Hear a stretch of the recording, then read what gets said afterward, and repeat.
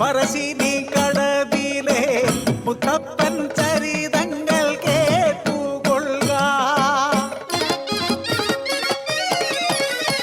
ആനയുണ്ട്, അമ്പാരിയുണ്ട്, പത്തായം നിറയെ നെല്ലുണ്ട്, ബാല്യക്കാരുണ്ട്, പൊന്നുണ്ട്, പണമുണ്ട്, സന്തോഷം മാത്രമാ മനക്കലില്ല. ഉണ്ണി പിറക്കാത്ത ദുഃഖത്തിൽ കഴിയുന്നു ശിവഭക്തരാം തമ്പ്രാനും തമ്പ്രാട്ടിയും. ഒരു രാവിൽ ശയനത്തിൽ ശിവദർശനേ സ്വപ്നെ തമ്പ്രാട്ടി ഉണർന്നു പുലരിയായി. തോഴിമാരൊത്തു നീരാടാൻ യാത്രയായി. ആ പൊൻപുലരിയിൽ കുളിക്കടവിൽ തേജസാൽ ജ്വലിക്കും ഒരു പൈതൽ ശിവദേവൻ നൽകിയ നിധിയല്ലയോ. മനക്കലോ സന്തോഷം അലതല്ലി. ഉണ്ണി വളർന്നു ബാലനായി, കൗമാരം പടിവാതിൽ എത്തി നിന്നു. മാറുന്നു ഭാവങ്ങൾ, രീതികൾ, ഉണ്ണിക്കു കൂട്ടുകാരടിയാളന്മാർ.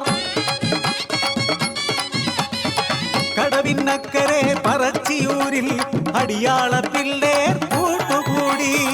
തോട്ടിൽ ചൂണ്ടയിട്ടു കാട്ടിൽ നായാടി കള്ളുമോന്തി മാംസം കഴിച്ചിടുന്നു.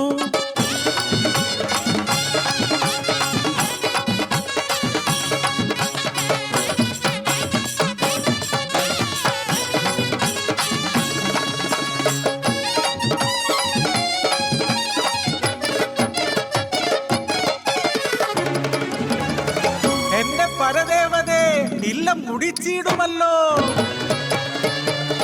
കോപിഷ്ടയാകുന്നു തമ്പ്രാട്ടി, ഉണ്ണിയെ മച്ചിൽ ബന്ധിക്കുന്നു. ജലപാനം നൽകില്ല പൊന്നുണ്ണി, കുരുത്തക്കേടുകൾ ഏറെയായി.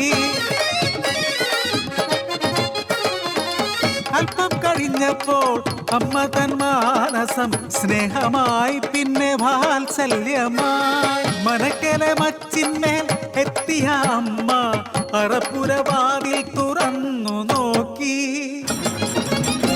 ആകെ സ്തംഭിച്ചു തമ്പ്രാട്ടി.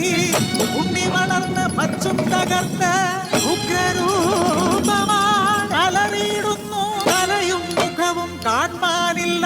പരിഭ്രമിച്ചോടി തമ്പ്രാട്ടി പടിപ്പുരവാതിൽക്കലെത്തി നിന്നു.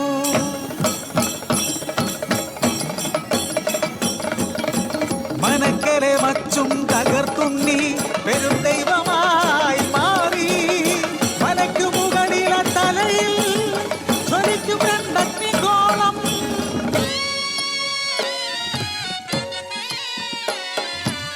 ഭയന്നൊര തമ്പ്രാട്ടി നോക്കാനാവാതെ കൈകൾ കൂപ്പി നിന്നു. അലറുന്ന ഉണ്ണി അമ്മയോട് ചൊല്ലി, മനുഷ്യനു ജാതിയൊന്നാണ്.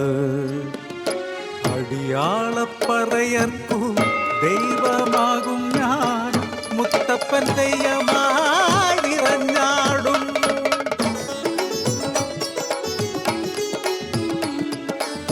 ദൈവമായാലും അമ്മയ്ക്കു നീ ഉണ്ണി, ഈ അഗ്നിഗോളത്താൽ ഉണ്ണി നിൻ മുഖം ഒന്നു കാണാനില്ല.